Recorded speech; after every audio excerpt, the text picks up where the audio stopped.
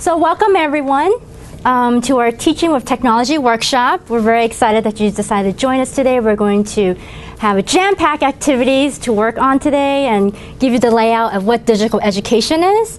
And this is supposed to be a very interactive, hands-on, interrupt if there's something fuzzy going on. This is the whole point, is to demystify the digital education landscape. Like, what is this Blackboard Collaborate here about? What's this VoiceThread?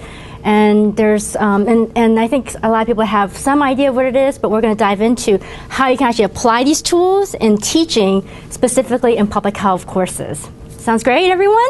Yes. All right. Good. So, thank you all for coming. I think we have time, because we've got a small group this afternoon, to do quick introductions to make sure everybody knows each other. Ki Chan from HPA, and I'm Susan Altfeld. And when we first planned this session, we had planned it around and in conjunction with the mentoring group for new faculty. So I'm really pleased that so many veteran faculty have showed up. So we'll dive right into the outline of today's agenda, looking at the new vision for digital learning and teaching. That's why I think it's important that even if you are still new to this era of online teaching or even using these tools, is to just keep in mind that your students are already light years ahead. They're already learning on their mobile phone. And I would say almost more than half of my students are actually accessing their Blackboard material through the phone. So when you design information, you want to think about, okay, how is being displayed in this tiny screen? What is wonderful is the Blackboard Collaborate Ultra and the VoiceThread is accessible through the phone. So and so you can have access of making these material using the Blackboard Collaborate Ultra and VoiceThread through your apps, and your students would be able to also access these applications through their phones too. It's an extension of what is on the what's on the computer or laptop. So that's what we're going to learn about today, is how to use this video conferencing and a narrative PowerPoint slide to engage students, and also emphasizing that this is a multimedia tool that you can use on VoiceThread, and that there's similarities and there's differences between the two applications.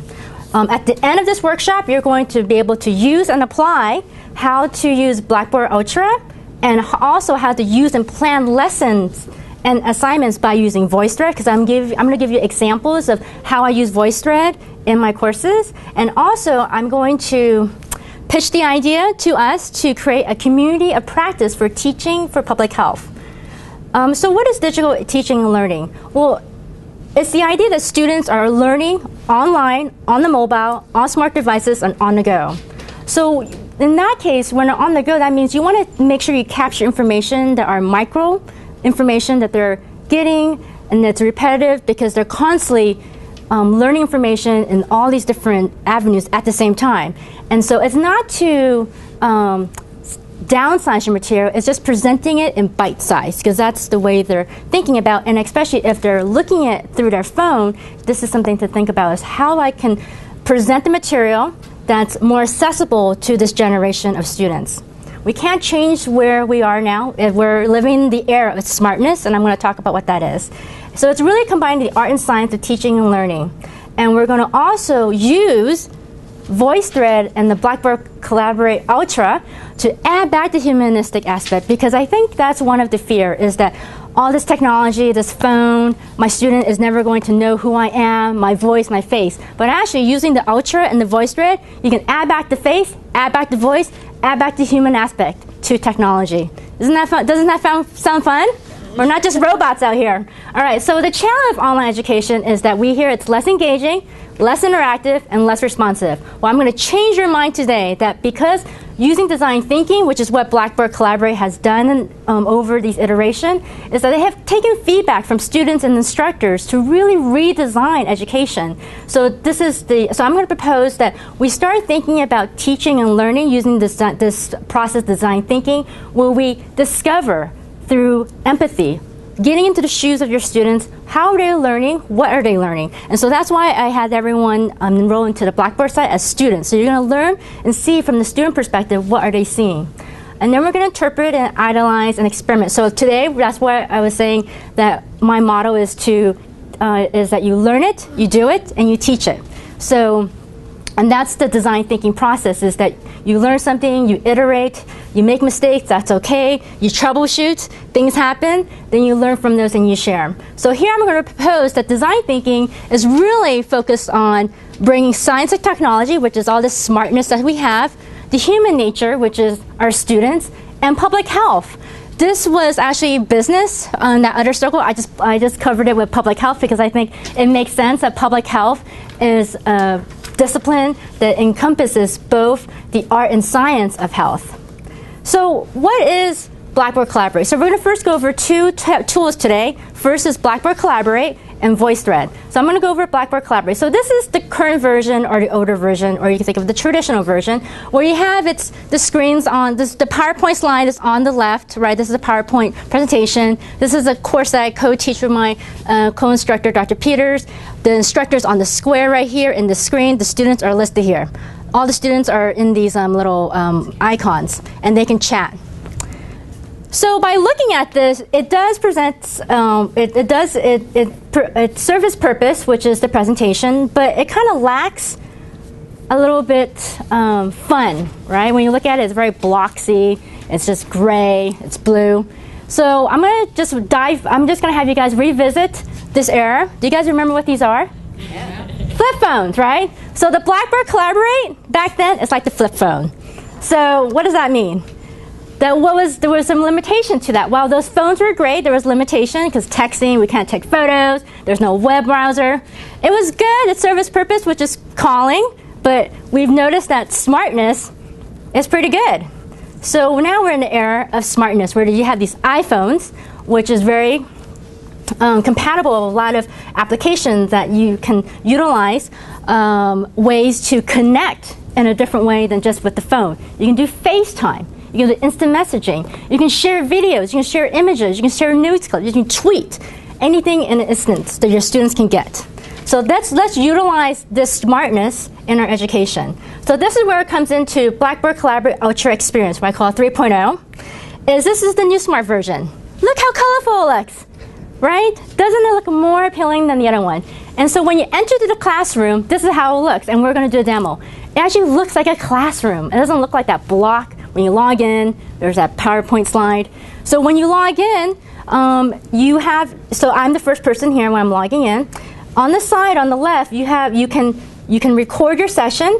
So if you're doing a PowerPoint presentation, you can record it. It's very similar to doing a narrative presentation on your Mac, through your PC, doing a Microsoft PowerPoint. Same idea. You can record your lecture here. Or you can also host a live session by inviting people to this classroom. It's very similar to GoToMeeting, WebEx, very similarly, except for here, it just has more of a classroom field. What's nice about this is that people can call in using their phone line, or either log in. When they log in, they have an access code that they can talk through their mic, or also use the phone line, because every individual user who logs in has a unique ID. And what's very nice using design thinking is the Blackboard Collaborate company took our feedback from our Dear Page program that most of our students can get access to the phone line if they're not logged in. So now they have an anonymous phone line and access to code that you can send to anyone, even outside of UIC, to log in. So what does that mean? That means that you can have guest speakers all over the world that can log in, give a presentation. It could be at a totally different time zone, and they can just log in. They can do a presentation. You can see them live because they'll have a camera. Or if they are not able to have the camera, they can just give the presentation and they have an audio connection. So it makes guest speaking a lot more available. And what also is very nice here is that you have the opportunity to do a whiteboard. So for those who are more visual doing math, you can actually do a whiteboard here. So if you connect your computer to there's some application you can draw, it will show up here. You can also share applications such as if you have a PowerPoint slide a Word document, a PDF, or an article, you can share these applications.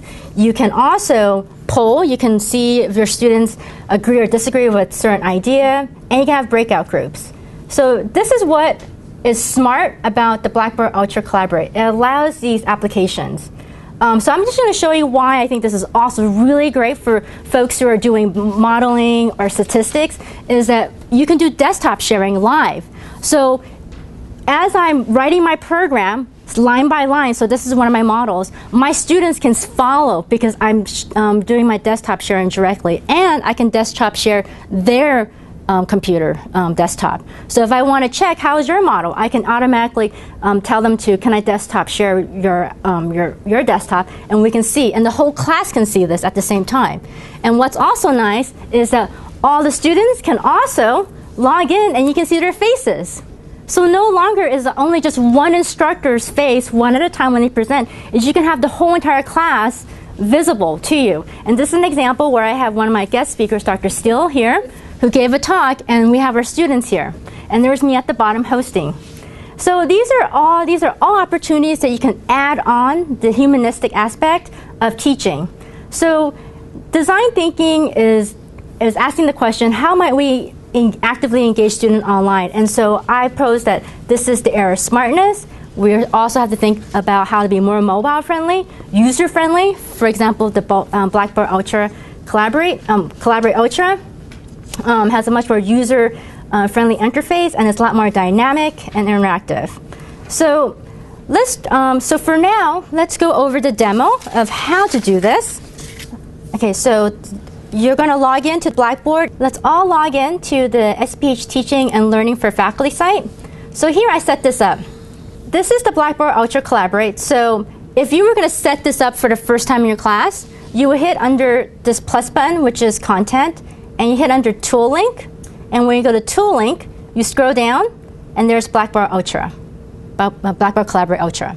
So that's an easy way of putting Ultra at the control panel. You can also, because it's a tool, this tool is accessible even in tabs. So let's say if I go into here, into a content page, you can also insert Collaborate Ultra in that page too. What I like to do as a tip is I just put it on the control panel, because students, they log in, they see it there. I name it Blackboard Collaborate Ultra Office Hours, so people know to log in directly onto there, rather than flipping through the pages to know, okay, it's class 10, lesson 2 is when we have the Blackboard Collaborate. So then students have to fish through it. So I actually like to put it on the control panel. It's just preference. I like to put the VoiceThread on the control panel, because students know directly, this is where the VoiceThread is, this is where I'm going to go and make my VoiceThread presentation or sharing my documents. So now let's launch into here. So let's say you added the content, right? You added the tool link in your content. You will then create a session here. So here I created a session. You create, you name what it is, you start a date, you can have it repeated. And what's nice here is that once you're done, you can also decide how you want to control the rights here. All the participants can share audio, share video, chat. These are all clicked as default. So if everyone wants to log in together, hit onto here, Teaching with Technology. So when you click on here, you see Join Session. So when we hit this, so what I did want you to notice here, it says Join here. You notice here it says Anonymous Dial In. This Anonymous Dial In is a phone line that you can share with anyone who may not have access to internet for that day. So this is perfect for people who are traveling, who won't have access if they're in Africa working in the field, but they want to join that session. They can just call in with a phone line and punch in the PIN number. So this is just a anonymous phone line for this particular session here. So, and what's also great here, you hit onto here, it says Copy Guest Linked. So let's say I have this session, and now I have a guest speaker in California who's going to join in now. I can share this link by sending them, just copy and paste this link on an email, and they can click and they join the session with us today. So for people who are using it for the first time, I would say would you like to go through the tutorial? You can click out of that for now. So now this is our classroom. Isn't that great? We all are logged on together. So this, when you click onto this panel over here, this little arrow on the right side, it says Open Collaborate Panel. When you open it, this will show you all the participants here. And what you see here, your audio and your video is always turned off, so there's no fear. Once you're ready, it will prompt you to share the video and also prompt you to turn on your audio. What you can do here is, as the moderator, you have all the options here. So you can either give moderator rights or presenter rights. So all the participants can't all of a sudden just present, right? But if you want them to present, you can give them rights. So they could be presenter or they can help moderate, right? So by default, all the participants have limited rights, which is good, right? You don't want your students to take over without you knowing. What's also really great is that you can also chat. So there's the icons here. You can also type, hello class. So when we're doing the chat room here, so when you chat, you can say hello to everyone, or you could just say hello to the moderator, or you can just chat directly with someone. So having private conversations.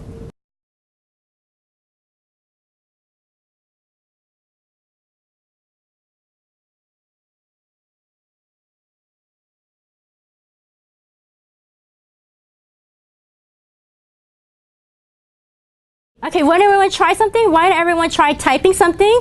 And also, you can share an icon here. Express, are you happy? Are you sad? Perfect. All right, so everyone's having fun with the chatting. So how is this? So you're starting to see why our students will gravitate toward this, right? It's like instant messaging, right? They get like the little photos, the little icons, happy faces, clapping. They even have thumbs up. And they it just makes it fun. Their weekend plans during on the class. side. They can. They can. They can. They can. Yes. Mm-hmm. Yeah. So it makes it fun. Now, as an instructor, you can record everything. Everything is so you would let them know ahead of time that everything's recorded, including their private chats. You can have access to that. Cool. So how do we record this? So then, which brings me to this next point, is how to record a session. So here you hit on this X, and it says restart recording. So we will start recording the session, and you'll see that there's this bubble here, which is a red button that says this session is recording. So this allows you to record an office hour if you have students who aren't able to join. Let's say what I do is I go, okay, today I'm going to have an office hour. Post your top 10 questions you have about the upcoming exams. If you're not able to join live, post the questions on discussion board and I'll address them live so that other students can benefit from it. So that's one way how you can use Blackboard Collaborate for students to join live, and those who can't, you can address those questions. What's also very great about this is you can also hit share content, share files. So here, I'm just going to put the PowerPoint slide that I have here. And it's uploading. So again, it's very user-friendly. It will show you the uploading, how long it's going to take to upload. And once it's done uploading, you would share. And this is where you have your presentation. They can still see my face. I can also see the students if I want. Oftentimes when I do the presentation, I like to just focus on my presentation. Sometimes I just turn off the video so that they can just look at my slides, so they're not looking at me talking and the slide. So what's nice about adding files is you can add images. So let's say if you're doing math, you have a graph. You can show the actual graph here. If you have an article that you want to discuss, what was published, what was on the New York Times, you can pull that up. And you can discuss directly on those files. Another thing to think about is, as that's uploading, it's taking a while to upload right now, is you go to the setting, which is this little wheel. So that little wheel represents like a tool. So you think of like a toolkit, wedge. It'll tell you what are your audio and video settings. So this is important for those who are using something different. So by default, it would automatically connect to the video and audio of your computer and laptop. I actually like to use a separate video camera. And the reason why is that sometimes I like to move around. Sometimes what I like to do is I like to then either have a whiteboard so I can move this around. For folks who are doing algebra writing or math, you can prompt this to somewhere. you can prompt this somewhere so that it's actually videotaping, or you can video casting here, what you're writing here. So this is really great, for example, if you're doing math, right? If you're doing graphs, you can have your graph here, you can draw, and then just videotape. It's the same idea of like those cameras, the GoPros, right? Same idea, except for GoPro is for like fast pace. But think about cooking shows. Cooking shows are best when you can see the person cooking, right? Same idea. Instead of what you will have is this camera, you can put it somewhere where it will capture what you're writing. For those who are doing math or doing something that needs more detail. Because the reason why I suggest this is that I find it very difficult to draw on the screen with math equations, right? It's just hard. Even typing it out is difficult.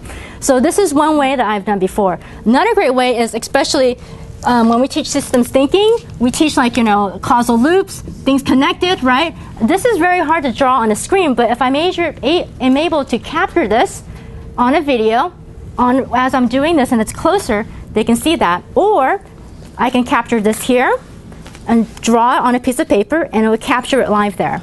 I imagine that it might be easier to do it on the screen if you're using like Microsoft Pro or something, or you have the stylus pen. Yeah, you can do that too. So I also have that too. I have an iPad stylus, but I find it's the same thing for me.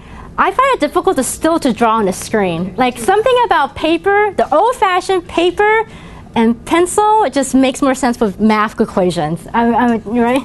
So for some folks who are in that, I also have the iPad stylus too, which also works if you're just drawing. If you're drawing just big drawings. So these are just some of the functions. So you can connect this. So you can set it up, connect to a separate camera and microphone. And so these are some other settings you might want to look at, which is basically, as we're logging in, you can see people coming in. So these are visual notification or audio notification, which is the little sound that you heard every time someone comes in. You can turn that off, because as people are coming in, that might be a bit annoying because you might have students joining in late. But as seeing the visual that they're coming in, that's okay then. So it's not as disruptive. So these are all the fun functions about Blackboard Collaborate. So let's see if my file uploaded. So it finally uploaded. Took a while, but I'm going to share it. So I uploaded the same PowerPoint that I'm presenting to here, just an example. I uploaded it and I hit share now, and it's going to come up here. And so I would give my lecture. I'll go to the next slide. So these are some of the fun features of the Blackboard Collaborate. It allows you to lecture directly to provide lecture to the students, and also for students to engage. So the other fun part about this is that I can have everyone into breakout groups. So this little arrow here, which you see, this gives you all the functions, which allows you to do the Blackboard, the blank whiteboard, the application, the share file, and the polling, and the breakout group. So here, when I hit breakout group, I can assign people, randomly assign them, or I can customly assign students in groups. So when I hit start, you're going to be in your groups now. So basically, in your own group, you have all the function. You could do the presentation, you can do the chatting, you could do the video cameras, now just with you two. So everything that we did in the main room, you can do in your own small group. And this is what we're simulating a classroom feeling, right? Now, as an instructor, I could pop in and out just to make sure my students are not just chit-chatting. I can drag myself to pick and pop into different groups then. So this is another way for your students to get engaged, and for you to, and also just to add some dynamic to the students that, the instructor is paying attention to what we're doing. When you're recording, this is very important. Once you hit breakout room, it stops recording because it doesn't know which room to record. So when we go back to the main room, you want to hit record again, because now I'm lecturing again. And plus, you don't want to record what's going on in the breakout groups, right? Like that's the point of them, to be free to brainstorm. And so automatically, that stopped recording, and then I would have to hit recording again, because it will only record the main room. If there's anything going on in the main room, it records that. It will not record anything in the breakout rooms.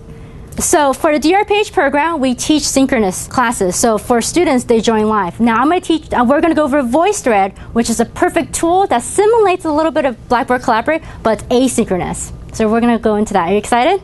Are you guys excited about this? Yes, we're going to be excited about this because we're going to get students excited about learning.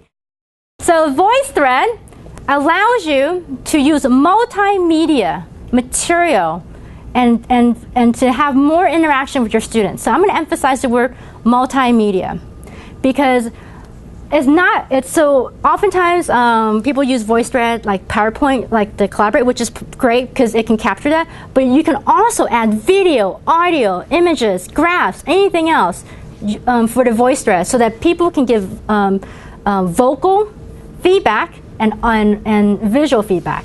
So for example, let's hit this one, which is the NPR clip. Listen to the NPR audio clip and share your reaction by inserting a comment using the audio, video, or text option. If you're using an audio or video comment, please limit your comment to no longer than 2 minutes and discuss with one other student on a tip on how to reduce childhood obesity in the US. Make these comments on the last slide of this VoiceThread. Thanks. So what I did is this is an instruction for the VoiceThread. And so when you hit this button here, it goes to the next slide. Time now for the call-in.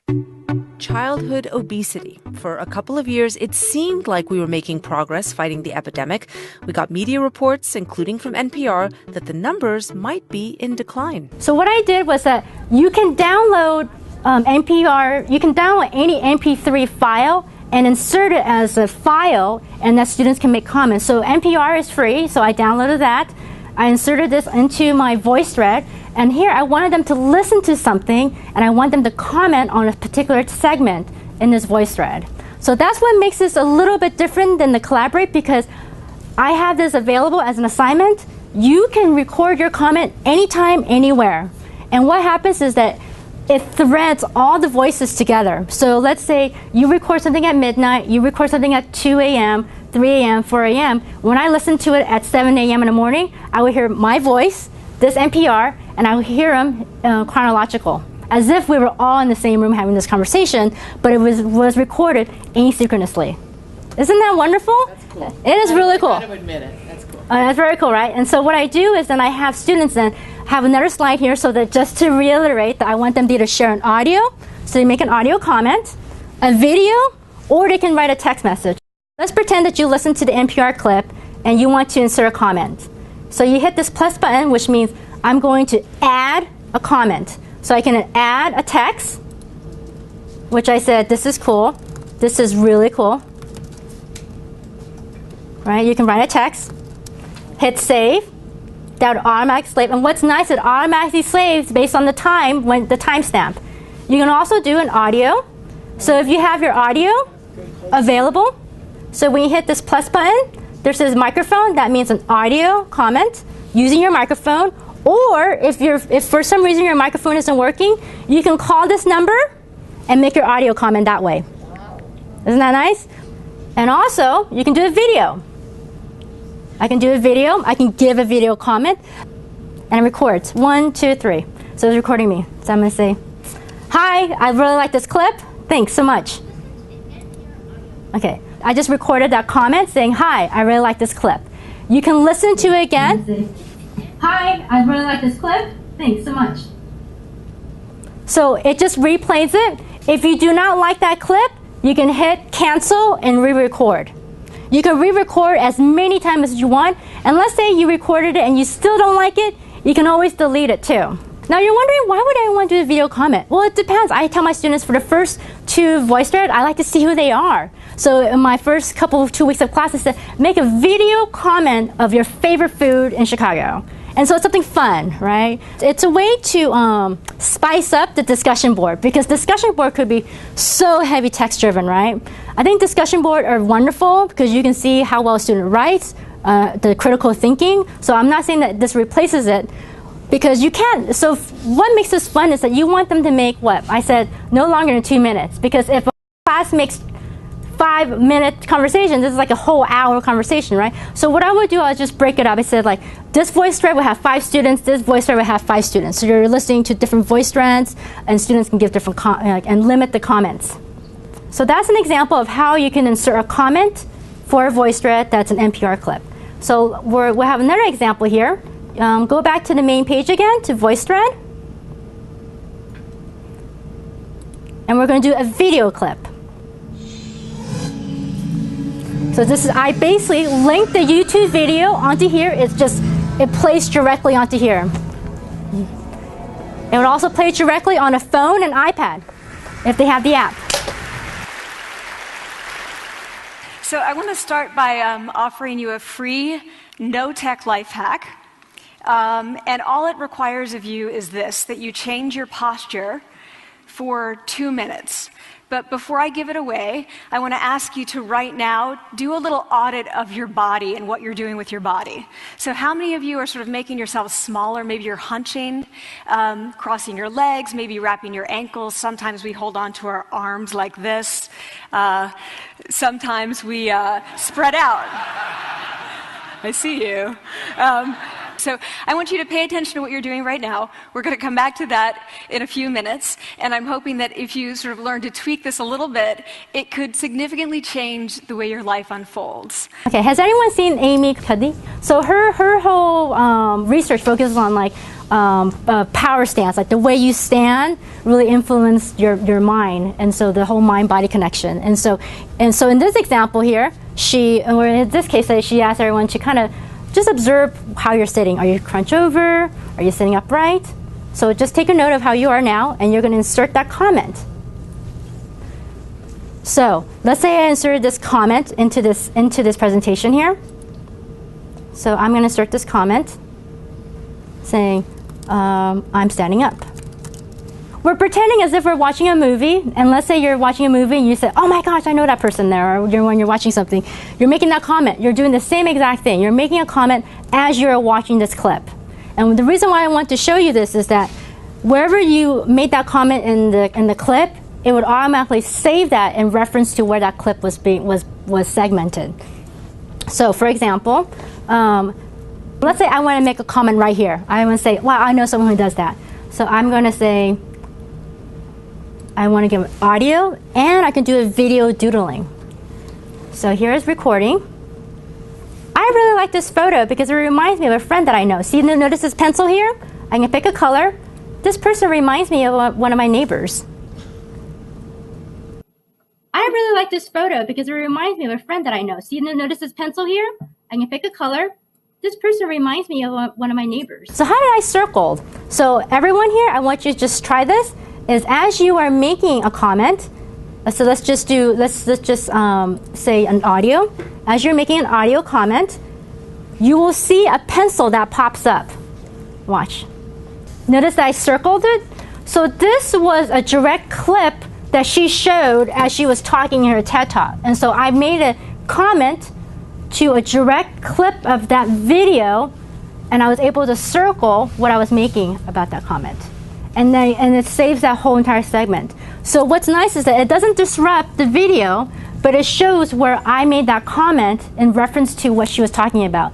Key? So, yes. Now, Sure. How does it thread all of these comments? Does it not do it chronologically, or does it do it by segments of the video?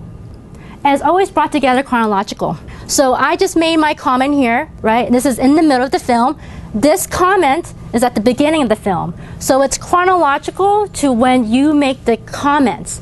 And it doesn't matter when you actually make which segment of the video. So you can't trap the number of comments on a particular segment then? Oh, well, it depends on, when you're, if they all made the same comments on this particular, You're doing this and you want to see, was there one part of the video that really provoked discussion? Yeah. Maybe this is the part I show in class, this is the part I make a discussion question. Is there an easy way to say, at this 10 minutes into the video is where the comments related to? Yeah, actually that's a good question, because I haven't really thought about focusing on what particular segment. So I mean, there probably may be some statistics behind where it peaks, where they're watching the video. Okay, but it's not obvious. It's not obvious for the user here unless you're watching it through and seeing, oh, these are all the comments. Because the idea is so the purpose of having this thread is not to rush through where the most exciting part is. is really for the students to engage with the material and also to see how they're discussing the information also among themselves. So for this video, because it's a video, it's one segment, you can't chop it up, so it's one thing. But if you're doing a presentation, which we'll show now, so presentation, if you have a slide, you can have 10 slides. So a student can make a comment in slide 2, a student can make a comment on slide 1, a student can make a comment in slide 10. And as you are watching the presentation again, you will hear all those comments chronological because it's threading. So the video is play all the way through, yeah. and then your comments are recorded chronologically. Chronologically, because this video is, think of it as it's one file, and you're not able to use. But whereas PowerPoint, you know, if you have 10 slides, there's 10 slides, and so they can make those comments. So what I like to do is I always like to put a slide either at the end, so they can easily make this comment here. So what I've done in the past to make it a little bit more user-friendly is, let's say I show this clip for 20 minutes, I'll make prompts of question. So question 1, what did you think about this segment? Segment 1 to 10, 1 to 5 minutes. Slide 2, what did you think about segment when she talked about the monkeys?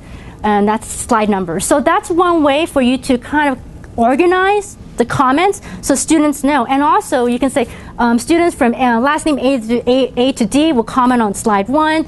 Students with last name from M to Z, they will comment on slide 10. And the reason for that is that if you noticed here, wasn't there a lot of comments? And there's 50 comments, that's a lot of comments to go through in one slide. But if you're able to group them into smaller segments, it makes the students more engaged because because they want to listen to who listened to their comments, and if someone's going to comment to their comments too.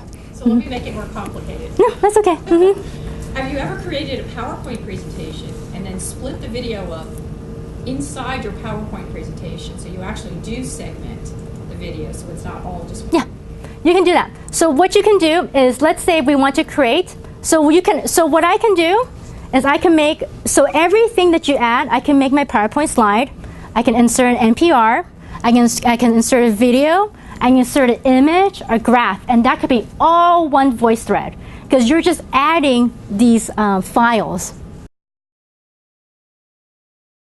I downloaded the MP4 file by linking it to the YouTube link.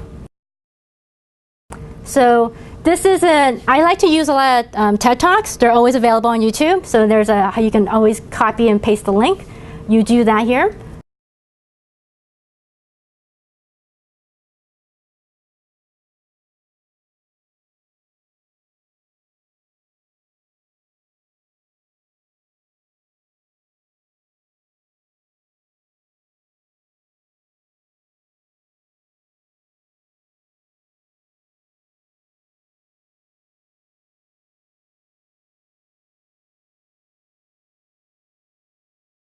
So we just did the NPR clip, right? The MP3. We did the video.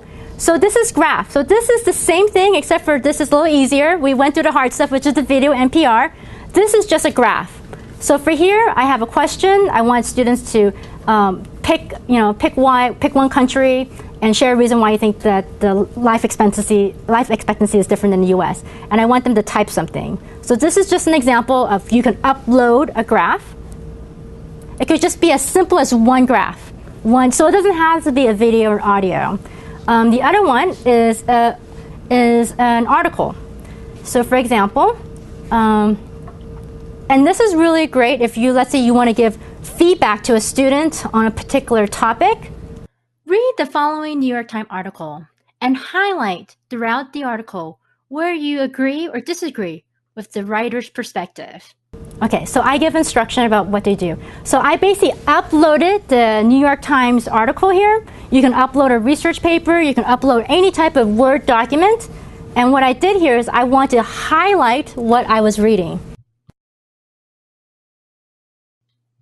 When I was reading this article, what jumped out at me is 73 countries since 1980 has obesity at least doubled. I think that's a huge public health crisis. And the fact that they're trying to limit junk food's warning label, what's the motive behind this? as I started to read more about this article, it started to dawn on me that maybe there's some political and economic benefit among the food industry for limiting food labeling in general. And I just wondered what else could happen when we have industry having such a political influence on our public health agenda.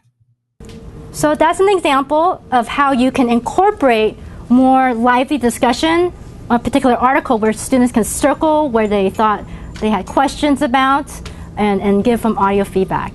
So I just basically gave you 4 different ways of using VoiceThread, right? You can use audio, video, the typical PowerPoint, and using graphs or images, or either just uploading a Word document. And I just want to add one more thing. For anyone who is in the field, I think this is another really great option of using VoiceThread, which is not often used, is, I made that video, right? So for example, in my VoiceThread, I had the video option to make a video comment. Well, I can also make a live comment. So let's say if I want to show, okay, what am I doing this weekend? I'm in Africa, and I can make a video of what I'm doing, and students can see what I'm doing and make a comment about it. So it's another way for students to kind of get engaged, to see what's going on if you're in the field. So that's an option. You could also do that with Blackboard Collaborate. So Blackboard Collaborate, you can say, hey, you guys, I don't have, and this is great for if you're traveling and you can't give lecture on that day. You can say, I'm going to be off-site, but let's have a Blackboard Collaborate because I'm going to be in Africa in the field. Would you guys like to have, for some reason, there's internet, we can view this. And so that's another way for you can still host class anywhere, anytime, with any type of material. So you can be very creative in how you use these 2 different modules. So as we're coming to a close, I know we went a little bit over. You can ask me any questions. I did make 2 handouts, which are my best practice of using VoiceThread and Blackboard Collaborate. The one in blue is VoiceThread. So these are some of the tips that I've used. These are just things I made up that I found useful and what I talked about today. And the handout in brown is the Blackboard Collaborate. So VoiceThread in blue, Collaborate is in brown. It's for some goodies for you guys to take home. And please fill out the post-workshop assessment, because this is another way for us to know if this was useful and also if there's other topics that you're interested in. So ACCC is a resource, but feel free to also connect with me if you're interested in. So everyone's handout, which you have for today, and the very back is our contact information. Thanks, Key. Very yeah, good. thank you, everyone.